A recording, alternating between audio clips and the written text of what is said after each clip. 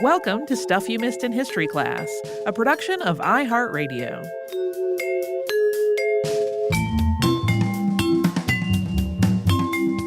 Hello and welcome to the podcast. I'm Tracy V. Wilson. And I'm Holly Fry. Okay, if you have missed our previous episode, we are revisiting the 1918 flu pandemic, which we previously covered on the show in 2014. That 2014 episode, looking back on it, it's mostly just it's an overview of the disease itself and its international spread. That's most of its focus. That's not at all how I would have approached that topic today after having lived through the COVID-19 pandemic for the last year. So in part one of this episode, we talked a lot about masks and how they were used in the 1918 flu pandemic and the general lack of an organized national response in the United States. When I started on this, I did not think those two things were going to fill up an entire episode, but they did. So we made it a two-parter. I made it a two-parter. Today, we are taking a shorter look at a wider range of things that have caught my attention over the last year and raised my curiosity about how they compared to what happened in 1918 and really 1919 and a little into 1920 also. So something that's become increasingly clear over the course of the COVID-19 pandemic is that the virus spreads easily in poorly ventilated areas. We have seen outdoor vaccine clinics and outdoor dining and schools having class outside or even just keeping windows open, plus discussions about what to do in places where the windows cannot be opened and at what point the enclosure around an outdoor dining location isn't any different from being indoors. Yeah, that's been a whole process to Yeah, I feel watch. like unless you have been asleep for the last 12 months, you have heard some or all of these conversations in the public square, by which I mean everywhere. Everywhere, yeah. So there was also a big focus on ventilation in the U.S. in 1918, really even a bigger focus. The Anti-Tuberculosis League distributed signs that read, quote, "Keep your bedroom windows open. Prevent influenza, pneumonia, tuberculosis." As we noted in part one, San Francisco ordered the streetcars to keep their windows open unless it was raining.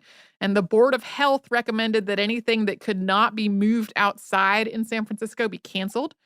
One of the very most common public health recommendations nationwide during the 1918 pandemic was to get plenty of fresh air and to avoid crowded, stuffy indoor spaces. Some of this was a response to the pandemic, but it was also connected to an ongoing overall trend of seeing fresh air as necessary to good health all the time, even when there was not a disease outbreak. The fresh air movement, established in the mid-19th century, was focused not just on the health benefits of fresh air in general, but also on taking children from urban areas, many of whom were living in poverty, for outdoor experiences in the country where they could breathe fresh, wholesome air. So at first, this movement was rooted in the idea that miasmas, or bad air, were what caused disease.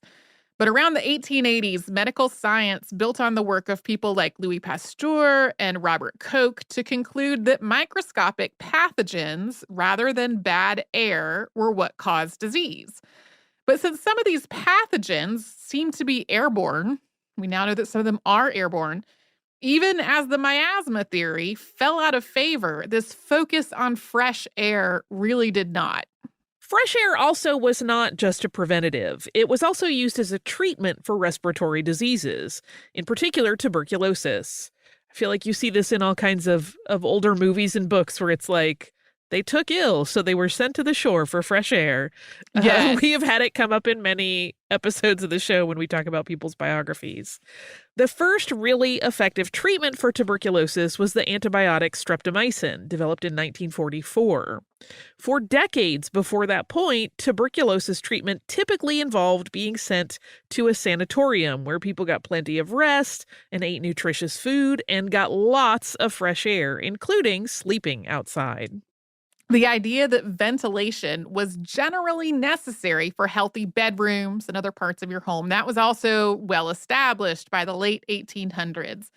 For example, an 1889 article in Ladies' Home Journal, which was written by Kate Upson Clark, read, quote, "Windows in sleeping rooms should be kept wide open as much of the time as possible when the apartments are unoccupied. And while other chamber work should be done as soon as it can be managed after breakfast, beds should be left to air several hours if they can be conveniently allowed. The air in bedrooms is often obscurely foul because the bed does not get proper airing. People also slept on sleeping porches or in tents. Wealthy people who had enough room for it had just entire open air bedrooms built onto their houses." They were living Rivendell style. Yeah. I also just really love the phrase obscurely foul, and I'm Yeah. going to claim that for my autobiography. One article that has gone viral during the COVID-19 pandemic contends that steam radiators, which are prevalent in a lot of older buildings in the U.S., trace back to the pandemic. The basic idea was that the radiator would intentionally make apartments and other homes too hot to be comfortable. The solution? Open the window, which would both cool things off and bring in fresh air from outside. Yeah, part of this whole argument is that the reason that radiators are often under the windows is because you were supposed to open the windows. But really also, like, that was the coldest part of most rooms, so it made sense to put the radiator there. And also, like, the space under a window didn't have a lot of other use a lot of the time. Like, definitely more complicated than you're just supposed to leave the window open. However, in addition to all that, the steam radiator was invented in the mid-19th century, and over the next couple of decades, they were refined to a design that still exists in many homes today. They are in my home. They are in the home I lived in before this one.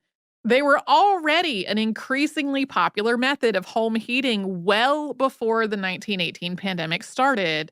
It is definitely true that a lot of these earlier radiator systems really overheated and in some cases still overheat people's living spaces.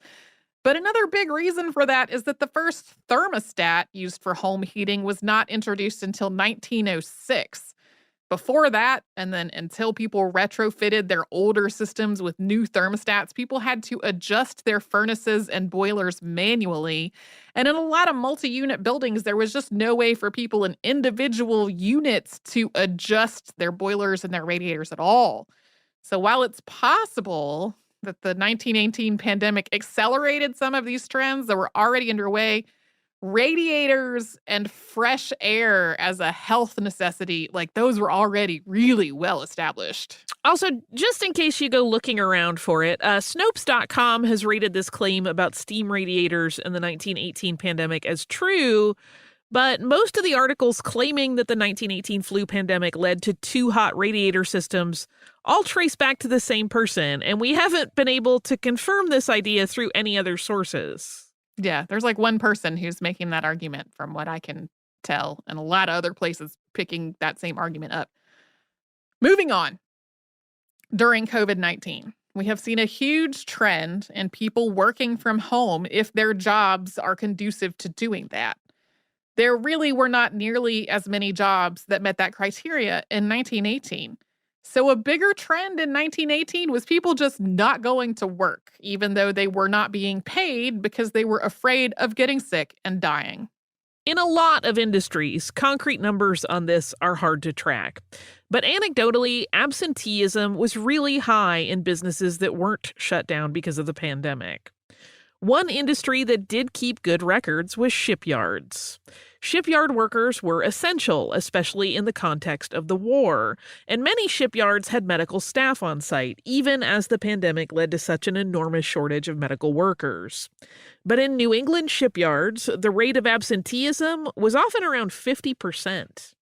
Yeah, some of those surely would have been folks who were sick, but others were folks who were like, nah, I'm not doing it. In other news, remember when the COVID-19 pandemic started and nobody could find toilet paper or flour?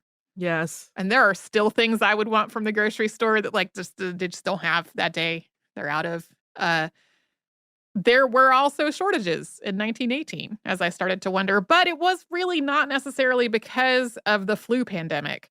Since the 1918 pandemic started near the end of World War I, a lot of basic necessities were already being rationed. So, in general, things like food and fuel were already in short supply because of the war. So, it's likely that existing shortages made the pandemic more difficult rather than the pandemic causing a lot of shortages.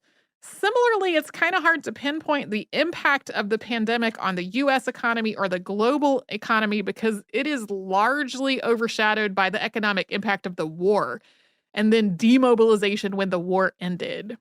Yeah, that's kind of like a thing where the onion has two layers, but the layers have fused and kind of crossed over into one another. You can't really peel them apart. The general conclusion is like the 1918 pandemic's impact on the economy, which is a nebulous thing, was more shorter term and more confined to specific industries than like the total wartime and then demobilization impact. One actual shortage that was connected to the pandemic was coal. Coal production in the U.S. dropped by as much as a sixth due to illnesses and absenteeism. And this, in turn, created problems for the steel industry, railroads, shipping, and for heating and electricity, leading to a series of government inquiries into the matter. In some cities, health authorities took steps to make sure that quarantined families had enough coal to heat their homes. So aside from this, there was huge demand for every over-the-counter cold and flu remedy in existence, along with disinfectants. None of that seems really surprising to me. People bought up all the stock at their local pharmacies and drugstores of all of these products. There was also a massive run on atomizers, which people would use to mist themselves and the people around them and the environment where they were. Sometimes these were just filled with water to keep the nasal passages moist. But there were also antiseptics and supposedly anti-flu preparations that people would mist with their atomizers. So we are going to take a quick sponsor break, and then we are going to talk about some vaccines.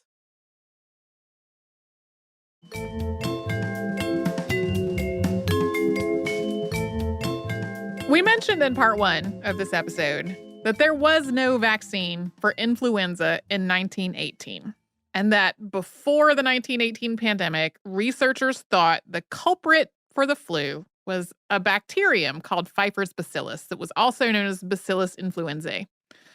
However, that lack of knowledge did not stop health authorities from trying to create vaccines and vaccinate people against the disease in 1918. And in some cases, these vaccines were meant to try to prevent bacterial pneumonia. This was a secondary infection that did cause a lot of the pandemic's deaths. In other situations, though, doctors really believed that they were targeting the actual flu with their vaccines, or they were just desperate enough to save people's lives that they were willing to pretty much try anything. Hundreds of thousands of doses of these vaccines, possibly more than 1 million doses, were administered during the pandemic. The federal government and the U.S. Public Health Service weren't really involved with this and didn't create any kind of national development, testing, or distribution plan for these vaccines. Instead, multiple different researchers and institutes were working on this as quickly as they could, including the Rockefeller Institute, the Pasteur Institute, and the Army Medical School. State and local health departments were on the case as well.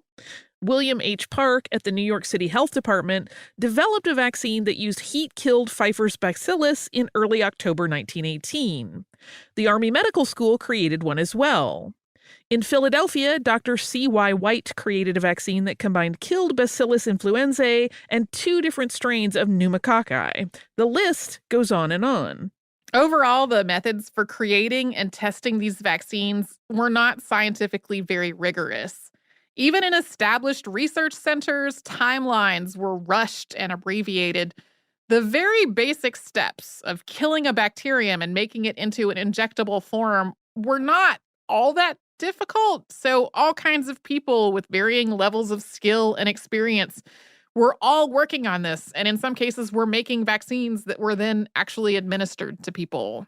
These vaccines could not prevent the flu, though, since they had nothing to do with the influenza virus, but they could potentially prevent bacterial pneumonia. Studies into whether they actually did were also all over the place. A 2010 article in the Journal of Infectious Diseases looked at 13 different vaccine studies that took place during the 1918 pandemic. None of them were double-blind or randomized, and their methods were inconsistent. But overall, this report estimated that the vaccines used among civilian populations were 34% effective at preventing secondary pneumonia and showed a 42% reduction in case fatality rate. In military populations, those numbers were 57% and 70%. Those 13 studies do not represent all the different vaccines that were in use, though. And some of the papers that were published at the time paint a far less rosy picture than that one that suggests that some of the vaccines did have some efficacy, at least in treating secondary infections. For example, in 1919, the Journal of the American Medical Association published the results of a vaccination effort using a vaccine that was supplied by Dr. F.O. Tawney, who was the chief of the laboratory of the Chicago Health Department. The recipients were all inpatient residents at a mental hospital, so that had some medical ethics questions as well. This vaccine contained Bacillus influenzae, 4 different types of pneumococci, and 2 types of streptococcus. That's a lot. In this case, more vaccinated people developed influenza and secondary pneumonia, and more vaccinated people died than unvaccinated people. The American Medical Association was generally pretty pessimistic about the efficacy and the promise of these vaccines during the pandemic. And just to be 100% clear, the preponderance of different vaccines in 1918, which were put into use just a few months after the disease started to spread, was largely because the process of developing and testing a vaccine wasn't yet standardized, and the development and testing procedures that did exist were often skipped over because the situation was so dire. But that is not why vaccines for COVID-19 have been developed surprisingly quickly. The COVID-19 vaccines have built on years, or in some cases decades, of existing research into viruses, vaccines, and manufacturing methods. This includes research into 2 other coronaviruses, which cause SARS and MERS. RNA vaccine technology has also been in the news a lot, but it's been going on way before this, for more than a decade. Yeah, a big reason things have gone so quickly with COVID vaccines is money. Governments and philanthropists have funded vaccine research. Governments have also pre-ordered vaccines in bulk so that pharmaceutical companies are not running the financial risk of making a vaccine that it turns out nobody actually wants to buy. The influx of funding has meant that pharmaceutical companies are willing and financially able to work a lot faster and to run multiple trials in parallel. That is something that would go a lot more slowly without all that money. Okay, so moving on, something that didn't come up at all, 0 times in our original episode on the 1918 flu, was the fact that there was a midterm election in 1918. And it seems like a little bit of a weird omission, having lived through November of 2020. But if you're looking at it not having had the hindsight of an election year during a pandemic, it just may not be the thing that bubbles up. No. In 1918, voting in general was most accessible to white men. In theory, under the 15th Amendment to the Constitution, quote, the rights of citizens of the United States to vote shall not be denied or abridged by the United States or by any state on account of race, color, or previous condition of servitude. But in practice, discriminatory voting laws made it much harder or even impossible for most people of color to vote. Indigenous people and many Asian people were not considered citizens, and the 19th Amendment had not been passed yet, so women had the right to vote in some places but not in others. In November of 1918, the pandemic had largely peaked in the eastern part of the U.S., and many eastern cities and states had returned or were returning to business as usual. So effects on the election there were pretty minimal. But in the Midwest and the West Coast, the pandemic flu was still spreading rapidly. Especially in these areas, candidates did a lot more of their campaigning by mail and gave interviews in newspapers. This was especially true in places where large gatherings and door-to-door canvassing were banned for the sake of public health. And sometimes these bans led to accusations of partisan interference. For example, Democratic Party leaders in New York were outraged when an all Republican Board of Health ordered the Democratic candidate Alfred E. Smith could only give a planned speech if it were moved to an open air location. As for Election Day itself, people in high-risk areas tried to time their trip to the polls to avoid crowds. Some of the votes in Salt Lake City were cast in tents, and some places faced a shortage of poll workers because they were sick. And since this was happening in Western states where mask requirements were already a lot more common, a lot of jurisdictions specifically required voters to wear masks to the polls. For example, the Rocky Mountain News of Denver, Colorado published an article titled, quote, "Precautions at the Polls Ordered to Prevent the Spread of Plague," which advised people to wear the standard Red Cross mask, not crowd polling places, and refrain from assembling in groups for political discussions, which I kind of love. In Toledo, Ohio, police reinforced the need to close the saloons, restaurants, and other public places on Election Day and night. And probably some people just didn't vote, or in some other way didn't participate in the election. In Oakland, California, a quarter of the election board resigned because of fear of the pandemic. Nationwide, voter turnout was about 10% lower than the previous two midterm elections, although some of the drop is probably because so many men were away at war. And in some places, flu cases increased sharply after Election Day, something that happened again in the wake of celebrations following the November 11th, 1918 armistice. We are going to take a quick sponsor break before talking about some of the disparities in how the 1918 flu affected different communities.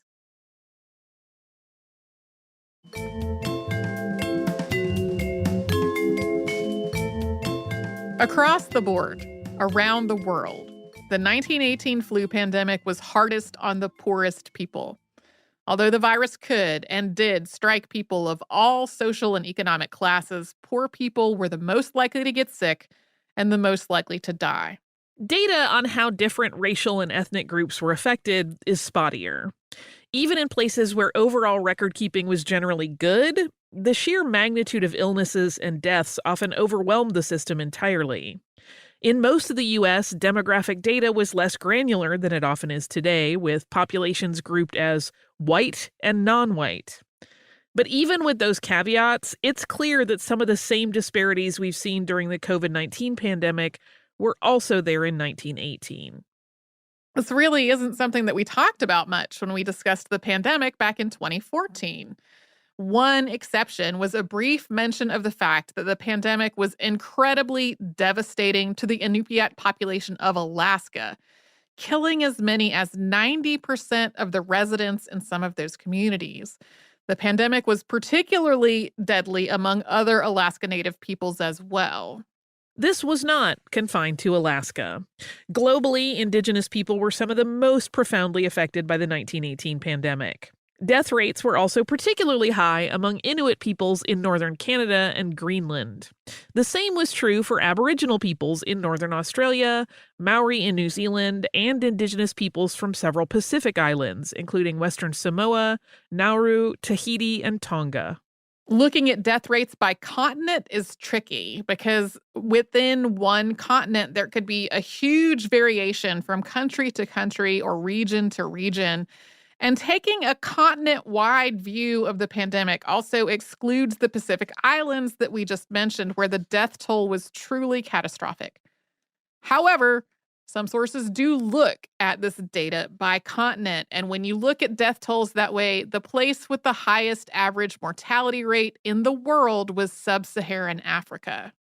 In addition to factors stemming from things like economics, resources, racism, and colonialism, a possible reason for this was that the pandemic's first wave in the first half of 1918 mostly seems to have stopped in northern Africa and a small area in southeastern Africa without nearly as much spread elsewhere on the continent. Then the virus mutated before its particularly lethal second wave around October of that year. So when the more lethal strain of the virus made its way to sub-Saharan Africa, mostly introduced through European ships involved in World War I, Most people had no immunity to it, and it spread particularly easily. In the United States specifically, the mortality rate for indigenous people was 4 times higher than that of the general population, although those numbers did vary widely among different indigenous tribes and nations. Black people in the United States had a lower mortality rate overall than white people during the pandemic. According to a 2019 article in the International Journal of Environmental Research and Public Health, 1918 was the only year in the 20th century when that was the case. However, Black Americans had a higher case fatality rate than white Americans did in the 1918 pandemic, and this suggests that Black Americans were somewhat less likely to contract the disease, but more likely to become seriously ill and die when they did. The exact cause of this combination is not entirely clear, but it was surely affected by racism within the healthcare system, including doctors and hospitals that did not treat Black patients even in the middle of a pandemic. There were a few places in the U.S. and around the world that managed to protect themselves from the 1918 pandemic, or at least severely limit its impact. A 2006 report by the University of Michigan Medical School looked at 7 communities in the U.S. that didn't have many flu cases during the pandemic's deadly second wave, and also had no more than 1 death. They were the San Francisco Naval Training Station at Yerba Buena Island, that's in California, of course, Gunnison, Colorado, Princeton University in New Jersey, the Western Pennsylvania Institution for the Blind in Pittsburgh, Trudeau Tuberculosis Sanatorium in Saranac Lake, New York, Bryn Mawr College in Pennsylvania, and Fletcher, Vermont. It is not entirely clear why these communities were relatively spared, though.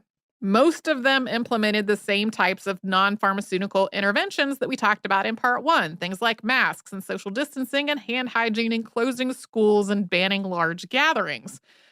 In other words, they were doing a lot of the same basic things that a lot of other places were also doing, but with apparently better results. But some of these communities also showed some relatively risky behaviors. Fletcher, Vermont, for example, held a Red Cross dance in September, and some of its residents traveled to Essex, Vermont for a fair. A soldier from Camp Devens, Massachusetts, also traveled to Fletcher for his wedding while Camp Devens was in the middle of an outbreak that infected almost 1/3 of the camp. But somehow, the flu nearly skipped past Fletcher entirely. Yeah, that wedding part especially feels almost like, a 2020 super spreader headline in the making. Uh-huh. So among the report's conclusions, quote, the escape of a community from the brunt of the pandemic was likely the result of multiple factors in the cases we studied, not least of which included good fortune, viral normalization patterns, and geographical separation. We should not be seduced into thinking we can easily translate these historical examples into contemporary situations. Beyond the scope of this study, there were some island communities that were able to delay the pandemic, at least somewhat. American Samoa required all ships to quarantine for 5 days, and actually kept that requirement in place until 1920. By the time the flu was introduced there, it had mutated into a milder form, and American Samoa reported no deaths. American Samoa and Western Samoa, now the independent state of Samoa, are part of the same island chain. And as we noted earlier, Western Samoa was particularly hard hit. More than 1/5 of its population died of the disease after it was introduced by people aboard the steamship Tulun. The harbor master in Apia, Western Samoa, had not realized that there was an outbreak at the ship's departure point of Auckland, New Zealand, and had allowed people to disembark.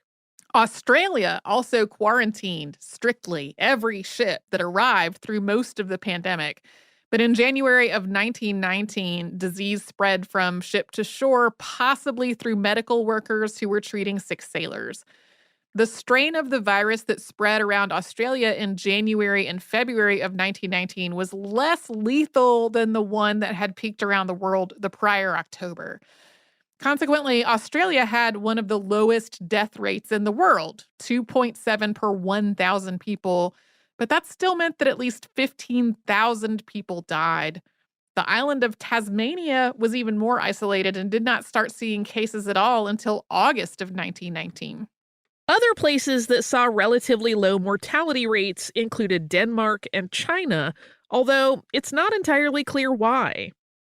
Yeah, there's a lot of not quite sure. Like some of the first cases that are usually noted as these were the first 1918 pandemic flu cases were in the United States at Fort Riley, Kansas. But there's some suggestion that possibly this basic same virus was circulating in a lot of places earlier and that it just mutated into a form that became more noteworthy at that point. And so one idea is that maybe some of these other places that had relatively low numbers of cases had been some of the places that this earlier, much more mild version of the flu was circulating. So people already had some immunity. One last thing before we close out these episodes. I know during the COVID-19 pandemic, a lot of us have been trying to find ways to stay active while also not really being able to get out much. This was also true, obviously, in 1919, and not just because people were trying to reduce their exposure to other people. It was also because this was during World War I, and a lot of people were being held as prisoners of war or otherwise being interned around the world. Joseph Hubertus Pilates was a German national who was living in Britain during World War I. After the war started, he was interned as an enemy alien at Knockalow Camp on the Isle of Man. Pilates was an athlete, a gymnast, and a boxer, and he worked out ways to try to keep himself and his fellow internees fit while they were incarcerated. For the rest of his life, Pilates would claim that when the pandemic struck, no one at Knockalow Camp who was doing his exercises got sick. Of course, there's a lot in this story that's a little hard to pin down today. There were definitely flu outbreaks at Knockalow, and the so-called enemy aliens at the camp were blamed for introducing the virus to the rest of the Isle of Man. That's probably as much about xenophobia as it was about people actually being brought to this camp. But Knockalow was also divided up into multiple compounds that were pretty isolated from each other. And it's not entirely clear if there was an outbreak in the compound where Pilates was actually housed. This did become part of the origin story of the Pilates exercise method, though. I'm sure many people are doing it at home because it is easy to do on your own in your house. You don't need a reformer. I'm riding an exercise bike and playing Ring Fit Adventure. Nice. I'm just lifting my cats 50 times a day. No, I'm kidding. Yeah, for a while I was doing nothing except walking outside when the weather permitted. And then as it got a lot snowier and colder here in Massachusetts, the weather was not permitting nearly as often. And I was like, I feel bad never moving. I need to address this. Yes, I am very thankful that we have had a treadmill in our house for a long time because it's been real handy. You know what else is handy? Yeah? Listener mail. You got some? I do. I have listener mail. Okay, this is in reference to an episode from quite some time ago, but it's honestly one of my favorite episodes, and I love it every time we get an email like this. This is from Jennifer. Jennifer has the subject line of this email. Thanks to you, I found out my mom was a smuggler. Nice. And so the email begins, no, seriously. Dear Holly and Tracy, longtime listener, never a writer of fan mail, but this has been long overdue. I wanted to thank you for your episode back in 2016, Butter versus Margarine. I grew up in Wisconsin, but had never learned about the banning of margarine. Perhaps some folks were still nursing grudges, with a smiley emoji. But what was truly the delight of the episode was the conversation it led to with my mom, now 84. I asked her if she remembered the margarine ban. Oh, yes. And what she thought of it. She was quiet for a moment and then mentioned that she used to drive ladies from church down to Illinois in her car, and they used to fill up the trunk with their oleo purchases and then drive back north. My mother was a smuggler, and I'd never have known it if it weren't for you, so thank you. I've attached a picture of her. You'd never guess this high school princess was going to turn rebel, would you? Also, I've been working on my family genealogy, and my great-grandfather, Mom's grandpa, was a dairy farmer, which I knew. What I didn't know is that he helped lead what I am personally calling the Great Swiss Cheese Rebellion of 1936.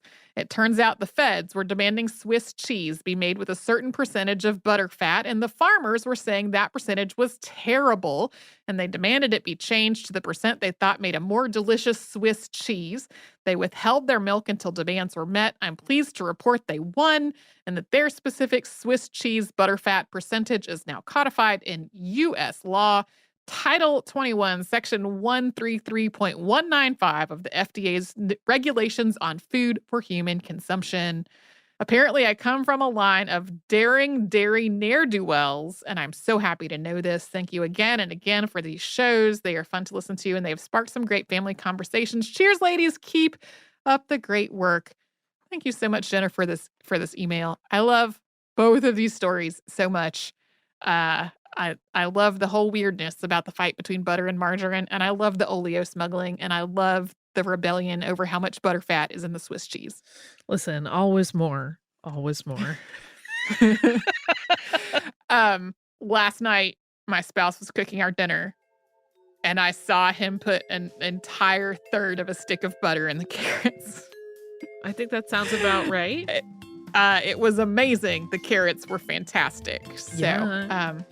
I just felt like everyone needed to know about our butter. Anyway, if you'd like to write to us about this or any other podcast, we're at historypodcasts at iHeartRadio.com. And we're also all over social media at Missed in History, which is where you'll find our Facebook, Twitter, Pinterest, and Instagram. And you can subscribe to our show on the iHeartRadio app and Apple Podcasts and anywhere else you get your favorite podcasts.